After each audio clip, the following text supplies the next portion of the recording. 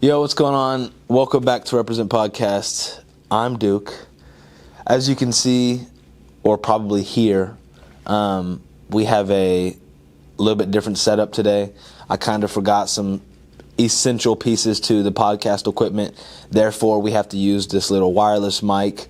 But, you know, it is what it is. We're still going to get it done. Hopefully it's fine. Hopefully it sounds good. It's good to be back. Episode 12, maybe. I don't even know. It's good to be back, though. I think today I really wanted to talk about evangelism. I think we've talked about a lot of things so far on this show, and I feel like we've gotten deep on different areas. And I think we've kind of scratched the surface of evangelism and what it means to tell people about Jesus and how to tell people about Jesus. But I think it's so important that we need to really get deep into it. And I have a couple things actually that I want to specifically talk about. But before that, I just want to kind of just go over what even is evangelism. Like, some people know the term, some people don't know the term, some people think they know, but they don't know. So evangelism is actually very simple. Evangelism is taking God and giving it to other people. Taking truth and giving it to people. As Christians, your job is to evangelize. Your job is to go out and make disciples. You can only make disciples by evangelizing to people. I don't know if y'all can notice, but I'm sick. And I feel like I sound like something crazy, so hopefully I sound okay. But that's all evangelism is. Taking God and presenting Him to people so that the lost can be found. And it's so important because this is the way that we reach the ends of the earth. This is the way that we reach people for Christ. This is the way where people choose Jesus over the world. The way they do that is by Christians presenting it to them. And I feel like so many Christians are walking around and they're Christians, they're good men and women of God, but they don't evangelize. They just settle for being Christians. They settle for going to church. They settle for being in Bible studies and doing all these things, which is great. But I feel like some people they never get taught the importance of going out. To go out and make disciples, to go out and evangelize, to go out and share Jesus.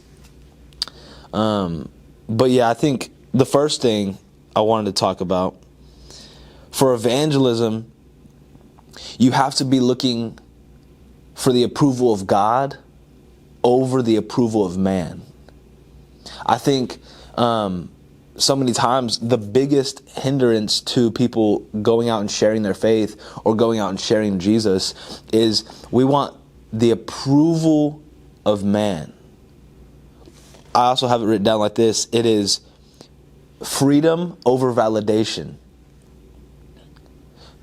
Stop worrying about validation and start focusing on the freedom from Christ. Stop focusing on other people's validation of you, other people's opinion of you, and start focusing on the freedom that God gives you. Stop focusing on the approval of man and start leaning into the approval of God. Because God has already said, hey, this is who you are. I've made you this way. I want you to deliver my messages this way. You are meant to do this. And then once we get out into the world, after God has already approved of us and who we are and who He's made us to be, after He's done it, we go into the world and we start looking around and we're like, maybe they don't like that. Maybe I need to change it up here. Maybe I need to talk this way. Maybe I need to look this way. And we start focusing on their approval and we start looking at their validation. But what that does is it takes away from God's message. You can't evangelize when you're seeking validation over freedom. You cannot reach people with the good news, with the gospel, if you're seeking validation from them over freedom from Christ. God is like, I made you who you are. I've made you and I've put you in positions in life to spread my name and to love on people. But what you're doing by seeking validation is you're taking away from that. And I think when it comes to evangelism, this is probably the biggest hindrance for many Christians, is we get nervous or we get shy because we just don't want to look awkward, or we don't know what to say, or we don't know what to do. But if you would just understand in your mind that you are where you are meant to be. There's no better place than right here. Like, you're there because God put you there. God put you there because the way you talk, the way you act, the way you deliver a message, that is the best thing for right now. You try to change it up. You try to change how you talk, how you dress, how you act, how you deliver. You change everything to be validated by the world. But the actual reason why you are there is because you are the type of person who is needed there. The reason why different biblical characters were in different areas of the world is because that is where God has placed them. Because their style, because the way that they deliver messages, that was best for where they were. And then whenever you go into an area that God sent you, whether that's school, whether that's work, whether that's wherever, once you get into an area that God sent you, and then you think, well, I need to change it up a little bit to reach these people. Once you change it up, you are actually changing it into the thing that they don't need. You are who they need because God made you to be who they need. And this is not to say like, oh, you're bigger than you are, or you're like the best, whatever. It's simply to say, hey, all you have is all you need. All you are is all you need. What you have is good enough. Who you are is good enough. Who you are is exactly who God needs to get this job done of evangelizing to people. Stop seeking the validation of people and start seeking the validation of Christ. Because the validation of people will lead you changing your ways over and over again, which then makes you fake. But if you are seeking validation in Christ, you are one way every day. You are the same. And God wants that man of God or that woman of God to go out and change lives and change the environment around them. But you can't change the environment around you if you're the one changing. You can't change this place if you are trying to change so that you are validated by them or they approve of what you're doing, so you keep on changing. If you keep on changing, you're flaky. If you keep on changing, you're fake. For evangelism, stop seeking approval of man and start seeking the approval of God. Another one I had is, I wrote these down. I think for the gospel, I think there's good news and there's bad news. And I think we have to dictate who we give this news to. So, for example, to evangelize, you have to share the good news. You have to share the gospel. Hey, Jesus Christ, the only Son of God, was sent here for you. Because we're sinners, and he lived a perfect life for you. And they actually killed him and hung him on a cross. And he died for you. And now you have a decision that you can make whether you want to spend eternity with him or not. That's the good news. And that's the news that we need to be sharing with people. And if they accept Christ and you know, the people you're talking to, they're lost. The people you're talking to are filled with sin. They have a sinful life. They're doing sinful things. Whether they're, you know, acting out in this way, whether they talk this way, whether they do these things that don't line up with the Bible, you're going to be reaching people who aren't Christians. And if they accept that good news and they accept Jesus and they get saved and they get baptized, that's beautiful. But now I got bad news for you. Jesus died for you? Yeah. You're going to have to die for him now. Jesus hung on a cross for you? Yeah, you're going to have to carry your cross for him. Right? Hey, I have good news. Jesus wants to change your life. And they accept it. Now I got some bad news, which is actually still good, right? Now I got some bad news. You have to eliminate all these things that you used to do. You see, we have this good news and we have this bad news for people. The problem is, I think for evangelism, we're giving them to the wrong people. I feel like we're giving the bad news to the lost people in the world. I feel like we're telling people in the world, hey, whoa. You need to change. You need to do these things differently. These things are going to lead you to hell. Christians are very quick to pick up picket signs and go storm at pride parades. And we're very quick to go to abortion clinics and sit outside with signs talking about how you're going to hell and stuff like this. You need to change your ways. You need to find God. You need to do all these things. That's the wrong order of news for these people. We are telling people, hey, you need to change. You need to change your ways now. Because God does not like that. And that's not what we're supposed to do. We're trying to change people and then bring them to church to accept the good news. No. You are supposed to give them the good news. And once they accept it, then they will change. We're so consumed with telling the people out in the world, hey, you need to change your ways. Hey, you need to do something different. Hey, you're living a whack lifestyle. We're so consumed with that. And inside of our churches, we're filling our sermons up with just fluffy talk. We're telling believers of Jesus Christ, oh, you're going to be blessed. Oh, everything's fine. You're doing great. You know, you have power in Jesus. And we're just like hyping them up. Somebody needs to hear the truth, man. You need to tell the people inside the church what's up. Hey, y'all living crazy. Y'all need to dial it back in. You believe in Jesus Christ? Yeah, you ain't acting like it right now. You need to dial it back in. And you can talk to your church like that because they are held to the standard of Christianity now. But you cannot talk to the world like that because they're not held to that standard. Lost people need the good news. Your saved people at church, they need that hard stuff. They need that meat. They need that 5-course meal. The world needs the baby food. You're giving the wrong news to the wrong people. Evangelizing is not telling people, hey, you need to change. Hey, this is whack what you're doing. I'm going to need you to change, all right? No. Evangelism is saying, hey, I have a message for you, and it's Jesus Christ. And I once was lost. I once was crazy. I once was wilding out. I once was doing all these crazy things. But I found Jesus Christ and he changed my life. And if you would just let me pray for you, if you would just let me invite you to church, if you would just let me give you this message real quick, and you can accept it if you want. I'm not here to change you. I'm here to offer you the one who changes.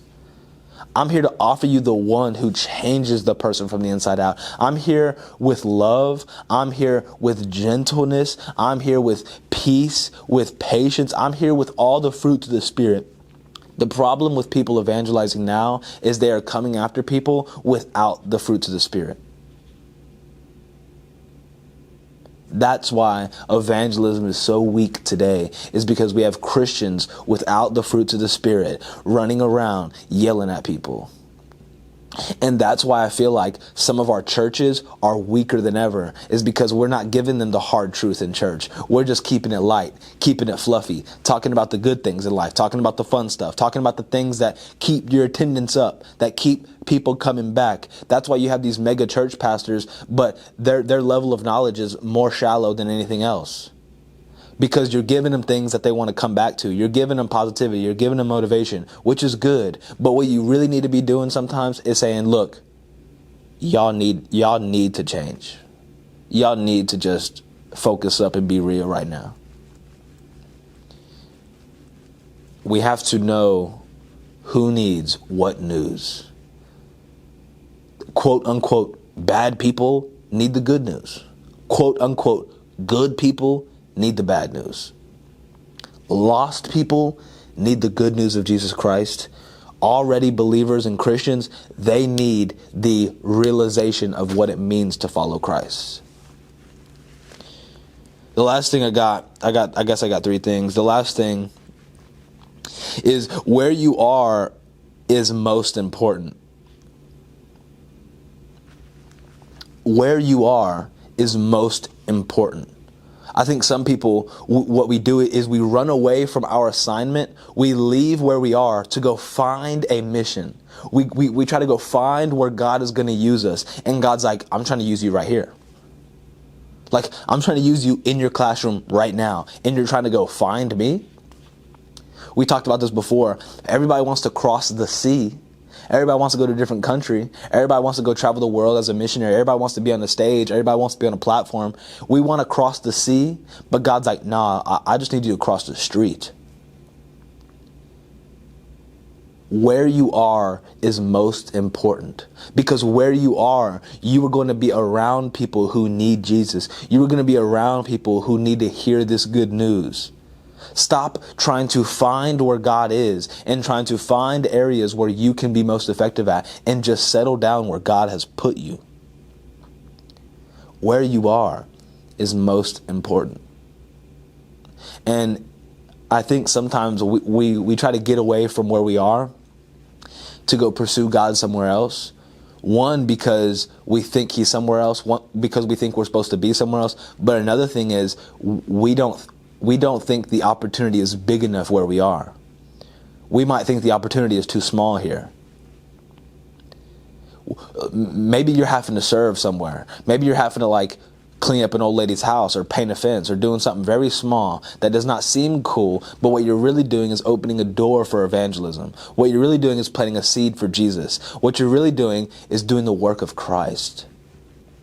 And you're like, nah, I really don't think God wants me here. I need to go do something bigger. I need to go lead a small group. I need to go preach over here. I need to go talk to these people. Where you are is most important, because you're there for a reason. And let me tell you something. If you're too big to serve, then you're too small to lead. If you're too big to serve and to do the little things of life and serve the people around you, then you're too big to lead up on stage.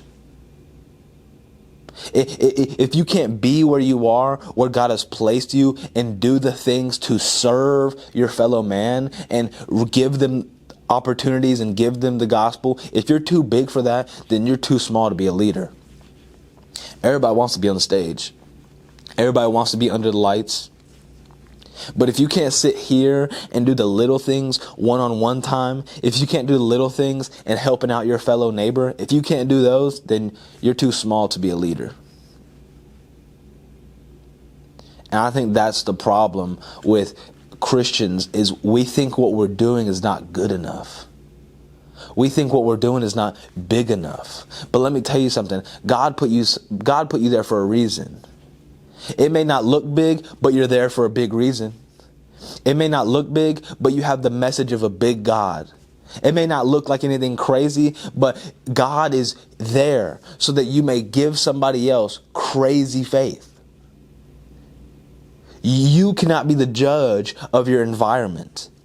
You cannot be the one to say, nah, this just isn't it, really. I need to go find something else. No. God put you there. You can't decide where God puts you. You just have to be obedient to where God put you.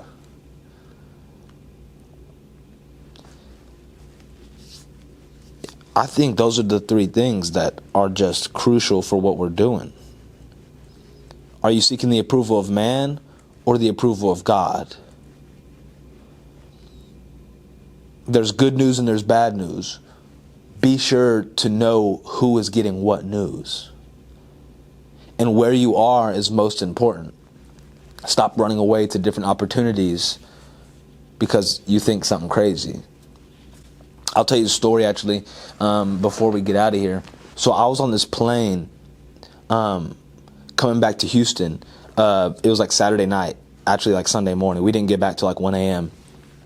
But this plane got crazy delayed. There was a bunch of weird people on the plane, like people getting kicked out because they're fighting. People around us were like yelling all the time. Like this plane environment was really weird, except for one girl next to me.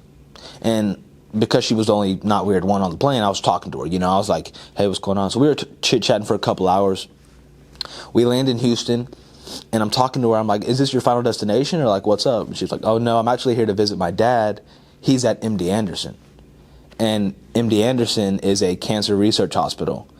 for like big time cases. And I was like, so her dad has like pretty bad cancer. And I felt in that moment, God was like, oh yeah, you need to pray for her.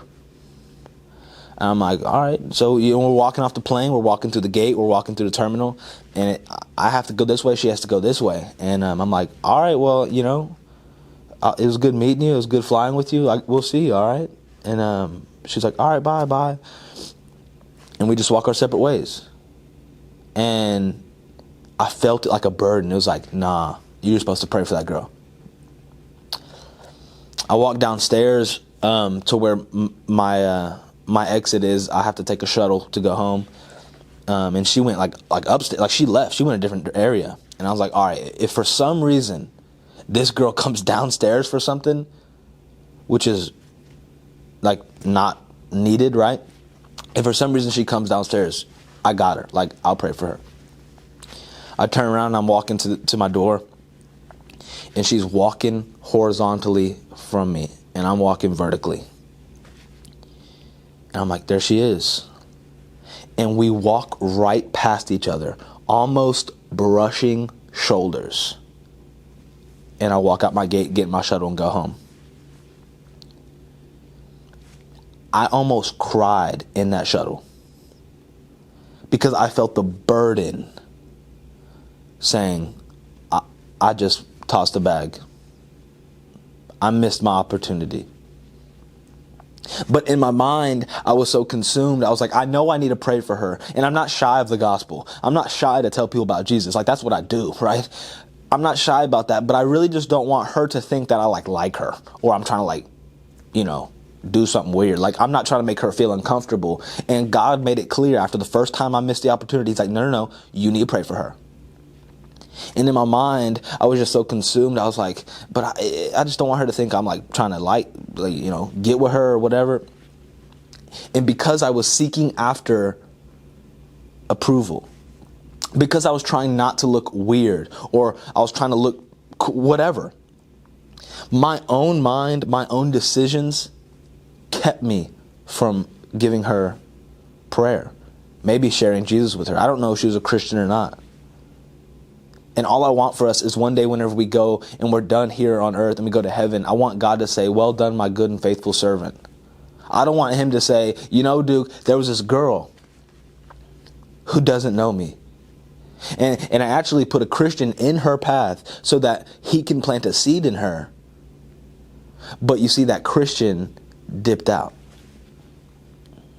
And it burdened me so hard. I tossed the bag.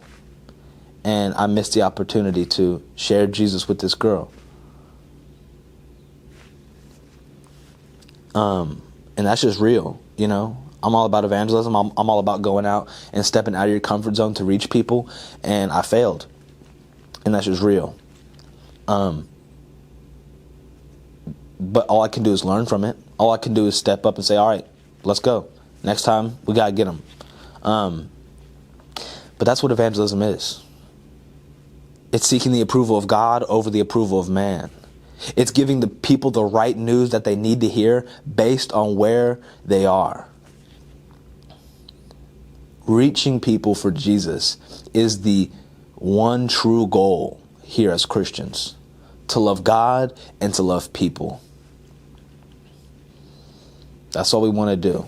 That's all I want to do. Cool. Well, I think that's good. I think we hit everything I wanted to hit. Represent Podcast coming at you with the wireless mic today. The wireless mic today.